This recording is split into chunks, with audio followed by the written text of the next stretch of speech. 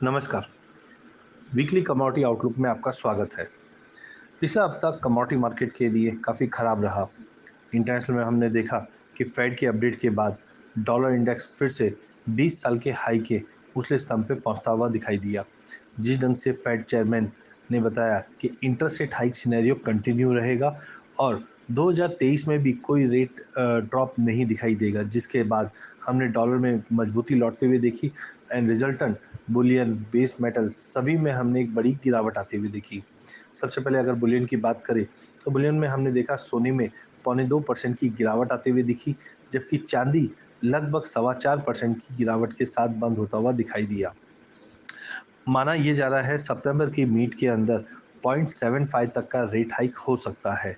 देखिए 0.5 का rate hike market discount करके चल रहा है, बट 0.75 मार्केट के लिए थोड़ा सरप्राइज रह सकता है, क्योंकि टारगेट जो इंटरेस्ट रेट का रखा है वो ये साल का 3.4 रखा है, जबकि अब बताया जा रहा है कि अगले साल का 4% का टारगेट रहेगा, जिसका एक नेगेटिव सेंटीमेंट बुलियन पे आता हुआ दिखाई दिया। बट Q3 Q4 इंडिया और चाइना के लिए काफ़ी स्ट्रांग रहता है और यहाँ पे हम देख रहे हैं कि फिजिकल डिमांड धीरे धीरे मार्केट में इंप्रूव होगा। टेक्निकली बुलियन ओवरसोल्ड होने की वजह से इनफैक्ट कल के सेशन में भी हमने देखा 1690 का लेवल छूने के बाद मार्केट में एक शानदार रिकवरी आते हुए दिखाई दी। चांदी में भी जिस ढंग से 1750 का लेवल छुआ था, उसके बाद मार्केट पूरा रिकवर करके 18 के ऊपर की वीकली क्लोज दी है, जो गुड साइन ऑफ रिकवरी है। बट अभी भी फंडामेंटल वाइज अगर हम देखें तो मार्केट में गिरावट हो सकती है, बट टेम्पररी अगला हफ्ता एक रिकवरी वाला हफ्ता हो सकता है। जहाँ पे सपोर्ट की अगर हम बात करें तो गोल्ड के लिए 49,900 का स्ट्रॉन्ग सपोर्ट रहेगा, वहीं रेजिस्टेंट 50,850 का रहेगा। चांदी के अंदर वॉल्टिलिटी ज़्यादा रहेगी, 52,000 का पहला सपोर्ट है, जबकि रेजिस्टेंट की अगर बात करें तो ध्यान रखिए 54,600 का लेवल तोड़ने पे ही हम 55,800 तक का लेवल देख पाएंगे। एनर्जी पैक के अंदर भी ऐसा ही कुछ हाल रहा, जहाँ पे 6% की गिरावट हमने कच्चे तेल में और लगभग 5% की गिरावट नेचुरल गैस में आते हुए देखी। कच्चे तेल में हमने देखा चाइना के जो नंबर्स आए हैं फैक्ट्री ऑर्डर्स के, वहाँ पे हमने कॉन्ट्रैक्शन देखा अगस्त महीने में, जिसकी वजह से कंसर्न्स बन रहा था।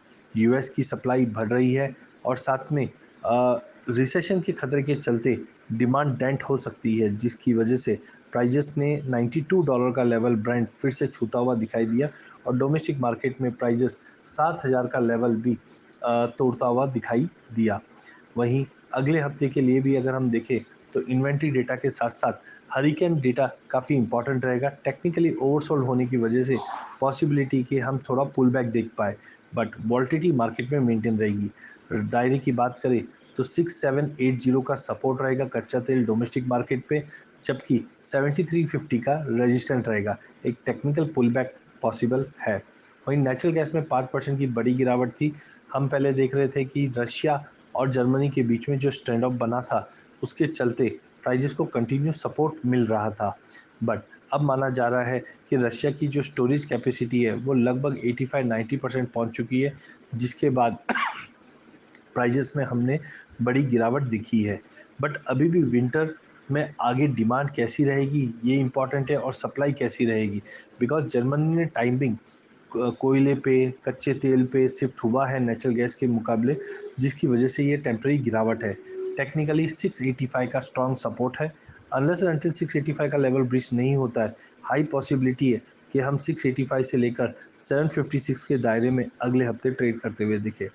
वहीं पूरे बेस मेटल पैक की बात करें, यहाँ पे हमने ज़बरदस्त गिरावट आती हुई देखी, जहाँ कॉपर में 6%, जिंक के अंदर लगभग 11%, लेड में 4%, एल्यूमिनियम में 5% से ज़्यादा की गिरावट आती हुई देखी। गिरावट के मुख्य दो कारण हैं। चाइना के जो इकोनॉमिकल डेटा आए थे, यहाँ पे हमने काफ़ी बड़ा कॉन्ट्रैक्शन देखा, साथ में डॉलर इंडेक्स 20 साल के हाई पे पहुंच चुका था और जो एनर्जी क्राइसिस चाइना में बन रही थी वो अब धीरे धीरे इम्प्रूव होने लग गई थी, जिसके चलते हमने एक ये फ्री फॉल होता हुआ देखा।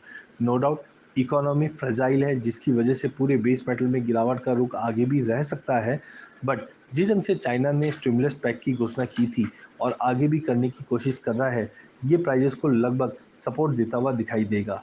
नो डाउट टेक्निकली बड़ी गिरावट यही हफ्ते में देखी है, जिसके बाद उम्मीद है थोड़ा बहुत पुल बैक आ जाए बट डजंट मीन्स कि मार्केट में एक बड़ी बाइंग आ रही है। तो मे बी पॉसिबल है कि 625 से 645 का रेंज कॉपर में रहेगा। जिंक 278 से 295 के दायरे में रहेगा। जिंक के अंदर सबसे बड़ी गिरावट हमने आते हुए देखी, जिस ढंग से सप्लाई साइड जो कंसर्न्स बन रहे थे वो थोड़े रेक्टिफाइड हुए हैं, जिसकी वजह से ये फ्री फॉल आया है। 300 के नीचे काउंटर वीक है। लेड में भी प्राइजेस 172 से 178 के बीच में रहेंगे। वहीं एल्यूमिनियम काफ़ी समय से हमने देखा 200 से लेकर 210 के बीच में ही ट्रेड कर रहा है। तो टाइमिंग हमें लगता है मार्केट ये दायरे में ही ट्रेड करेगा। तो ओवरऑल बेस मेटल में दबाव जरूर है, बट एक टेक्निकल पुल बैक अगर मिलता है अगले हफ्ते तो उसको इनकारा नहीं जा सकता है। ओवरऑल फेड की मीट से पहले मार्केट अनसर्टन कंटिन्यू ट्रेड करता हुआ दिखेगा।